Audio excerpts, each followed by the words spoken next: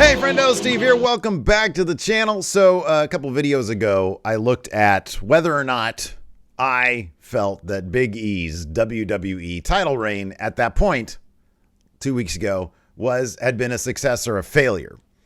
So at the time I said, at this point, it's not great. There may be some upsides to it. Just the fact that he was WWE champion was an upside, but everything else, you kind of just get the feeling that Vince McMahon was half-assing his way through this, creatively speaking. And sure enough, at day one, of course, Brock Lesnar in a five-way match, a five-person match, pinned Big E. He actually pinned the WWE champion to become the new WWE champion. So all in all, I think we can all kind of agree that Big E's title reign gets a big ol' F. Right? I should stay away from grades, by the way. It wasn't great, right? I mean, how long would it last? Like a couple months or something like that? It was clear from, honestly, the cash-in that Big E was a half-ass champion. And when I say that, I mean nothing against Big E. I mean, he was a half-ass champion to Vince McMahon. Every once in a while, Vince McMahon, and actually this happens quite a bit, Vince McMahon will have buyer's remorse on something he does, or he'll do something just to see how it feels, just to see how it plays out in action. Because you can think about stuff, but until you see it happen, you don't really know. And I think that's what this was. This has happened quite a bit. We'll get to other half-ass champions in just a second, just to give you guys some context.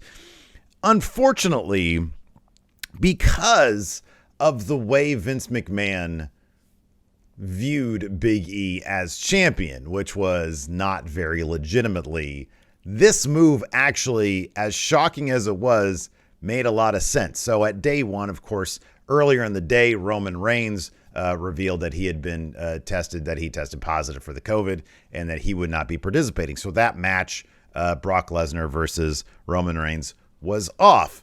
Enter an opportunity. You still have Brock Lesnar booked. You put him in that fatal five-way. Now, as some very enterprising, eagle-eyed Reddit users had noticed, there was a graphic that WWE's Fox Twitter account posted with the results from day one. And it had Brock Lesnar's face, but underneath it said Big E defeated, and it had the rest of the field. Now, I don't know if that was on there, and then they deleted that tweet really quick, but that led a lot of people to think, oh, well, maybe Big E is going to win here. Or maybe he was originally supposed to win here, had Roman not tested positive for COVID, and maybe Brock was going to beat Roman, and that was going to be the story, which is how I kind of feel. But I feel like Big E was probably going to end up winning that match before Brock was put into it. But Vince McMahon saw an opportunity, given that Raw's ratings are in the toilet. Hey, maybe we'll just push on Roman versus Brock right now, or maybe that's still going to be the Mania match and it'll be title versus title, but the opportunity opened up. Hey, let's pop a rating. Let's go ahead and just wipe the slate clean with this WWE title run at Big E's and put the title on Brock Lesnar. It sadly makes sense from a business perspective. Brock Lesnar, through no fault of anybody's but Vince McMahon's, is the only other real A-plus tier guy that they have that's willing to participate on a fairly active, normal basis, regular basis with the WWE and wrestling. I mean, John Cena is another guy, but he's already Hollywood. It's Brock Lesnar's Roman Reigns. You see what Roman Reigns is doing over there on SmackDown, they get decent numbers in the ratings. Raw's ratings are dog shit, and you want to increase those ratings. So you have an A champion over here, an A champion over here. If the idea was to do that at WrestleMania, you can still do a title versus title thing. Maybe if Brock's like, hey, I'll be there through WrestleMania, you put both the titles on Roman, you have a unified champion. I don't know if you do that or not. I don't know. Maybe the networks are like, hey, if I'm NBC Universal, I'm like, hey, I'm paying $1 billion for your programming, and in your company, I've got like the secondary champion. Hey, why aren't you treating that champion better? Like, for example, wonking a finish at Survivor Series against Roman Reigns instead of having Big E lose clean. We want a big champion too. So you put the title on Brock, they go to Mania, they do a double title thing. Roman wins that match because that's a huge stakes match. And then he's the champion on both Raw and SmackDown. And theoretically, everybody's happy and maybe you're getting a better rating on Raw. Maybe that's the idea. Maybe Vince wants to unify those titles again. I don't know. Maybe that's the case. So where does that leave Big E? Well, first of all, let's take a look at maybe we can get some sort of sense of where that leaves him by taking a look at other half-ass champions. Now, I just sort of off the top of my head came up with some names here. There's a lot of sort of recent examples, but the first one that really springs to mind from when I first started watching wrestling was Chris Jericho's first unified title run. Now, do you guys remember way back in the day when Chris Jericho legitimately beat Triple H? Well, it was due to a fast count from Earl Hebner, but then Triple H. And so the crowd popped huge for Chris Jericho because he was super over at the time. And then they put the title on him for like a commercial break. Triple H demanded that the decision be reversed. And then it sort of deflated the entire building. That was a sort of Triple H thing. I'm not talking about that. I'm talking about when he beat Stone Cold and The Rock in one night. And that reign right there, where he was just sort of a chicken shit heel and he would cheat to win, that I feel like that was basically just Vince McMahon seeing if it would work. And he probably really actually wanted to go with the original idea, which was Kurt Angle. Apparently that was the original idea for that. And Chris Jericho just sort of muddled his way until Triple H came back and beat him at WrestleMania 18, I want to say. So that was the first one that came out. The Miz's first run, where it was clear that like Vince McMahon did it. I'm going to see where this goes. And then, of course, he beat Cena at WrestleMania, but it was through like a wonk finish. And then the next pay-per-view, they put it back on Cena's, around Cena's waist. Half of the Money in the Bank winners been half-ass champions. Let's be honest with that. Like Baron Corbin, Damian Sandow. Every time there's been like unsuccessful cash-in, and then if there's been a cash-in where the guy, like Big E or like Otis, where he literally had it taken off him, like Mr. Kennedy, he had it taken off him. Like I swear, half the Money in the Bank winners. I know the Money in the Bank cash-ins have a really high rate of cash in, but it's like Alberto Del Rio. He's another half-ass champion. Vince was like, oh yeah, let's go ahead and try this. And no, it didn't work. Let's see here. Daniel Bryan's first unified title run after WrestleMania 30. Granted, I know he got injured very shortly after, but if you remember the Raw after that WrestleMania, they put him in a program with Kane, which was like a B-level program at best. Then he got injured, but you always sort of got the feeling, I don't know if they were just sort of letting the crowd take that one. It was a great moment, WrestleMania 30, and then they just threw Kane at him. Finn Balor's Universal run, well, that doesn't really count. I do get the feeling that Finn Balor getting that Universal title just would have ended up with Brock taking it off him in fairly quick fashion.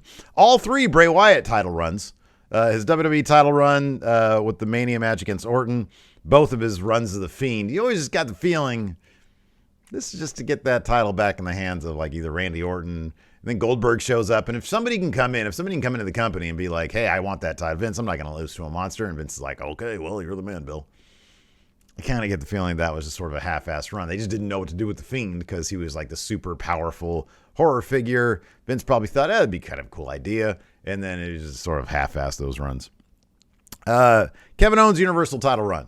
That match at WrestleMania was originally supposed to be for the Universal title, Kevin Owens and Chris Jericho, which would have been way cooler. But then, who comes along? Brock Lesnar and Goldberg. Oh, let's do it for the title. Never really had faith in the Kevin Owens Universal title run. Kofi Mania. Once Kofi Mania happened, Vince is like, well, we had that great moment. Let's see who we can get that title. And sure enough, that Brock Lesnar again. Nikki ASH fairly recently. We just kind of knew that wasn't going to last very long. It was a cash in, and it was like on a downed opponent. That was never going to happen. And then, of course, Big E. So now we got to ask, what now? What happens with Big E now? It's the damn title of the thing. We're already 8 minutes into this video. I've got bad news. The history for these half-ass champions is never really particularly good. Chris Jericho had to go away, completely reinvent himself. Miz didn't get another shot for like ages, and even then it was like that terrible cash-in last year. It's never really a good look for anybody to be a half-ass champion. You're sort of buried yourself when it comes to additional title runs. That's historical. That's just what we're going by. So all the talk about Big E winning the Rumble, Big E getting his revenge on Brock to avenge himself and Kofi, I'm afraid I've got some bad news. That shit ain't gonna happen. He had his shot, and if Vince McMahon wanted to protect Big E, guess what? He wouldn't have had him eat the pin in a 5-man match. That don't make any sense. If they wanted to protect him, no, this was Vince declaratively saying, I don't want to rematch this. I don't want to run this back. I want the title off you. He ate one F5. Well, 2 during the match, but 1 in the finish. And that was it. And then he didn't even get to kick out of an F5 in the moment, a fresh F5. He didn't even get to do that. So, no, I don't think he's not going to get anything. Here's what's going to happen. Big E's either going to get screwed out of a rematch against Brock, a one-on-one. He's either going to get screwed out of that. Like, he's going to show up on Raw tonight, and he's going to be like, hey, I want a match. Or he's just not going to care. Because half the time, like, Kofi seems like he didn't even care after the fact. He was like, oh, 8 seconds, I lost to Brock. Oh, I guess that's going to do it. So he's either going to get screwed out of a rematch. He's not even going to address a rematch. Or he'll have a rematch on Raw, maybe in the main event tonight, and he's going to lose clean to put a punctuation on it. Because it's not bad enough that he got pinned at day 1.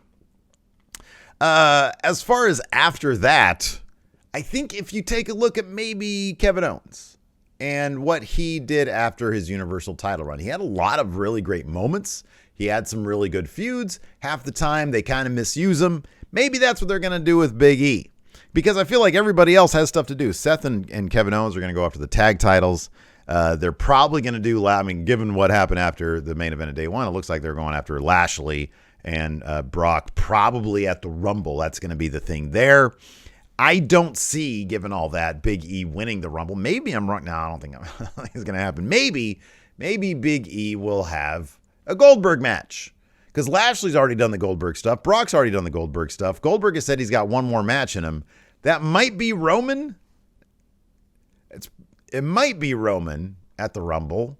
But maybe it'll be Big E. Maybe that'll be his, hey, thanks for participating. That'll be his participation trophy for being WWE champion. So, yeah, I don't see long-term him getting a Bobby Lashley after WrestleMania 36 repackage. I don't see that happening. If they're going to rebrand him or repackage him, they would have done that already. Most likely, he'll just sort of always be almost on the precipice of getting another title shot. Maybe he'll get a good Goldberg match. Maybe at WrestleMania, he'll get to be reunited with the New Day for a 6-man match against I don't know who. Most likely at the next draft, he'll be reunited with the New Day, and they'll just sort of pick up from where they left off from the first time they got broken up, and they'll just do whatever they do at that point. I just don't. I think that Vince really likes the New Day and what they bring to the table because they don't really need to be involved with titles, even though I know they're like 13-time champions or whatever.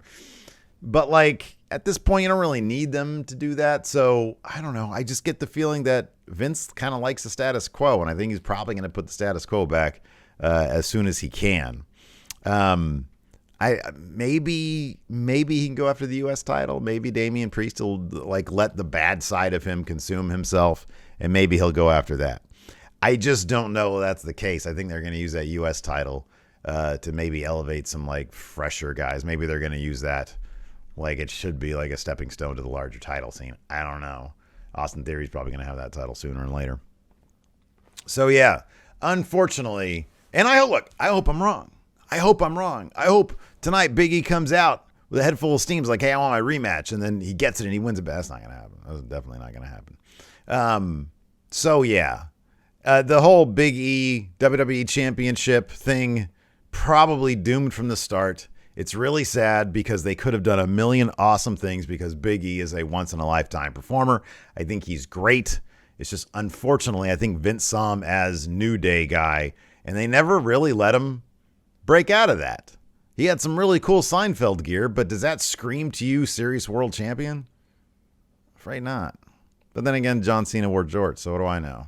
Anyways, let me know what you guys think about all this in the comments below. Thanks for watching. I appreciate it. Till next time, talk to you later. Check out one of these other videos. Got some other videos over here.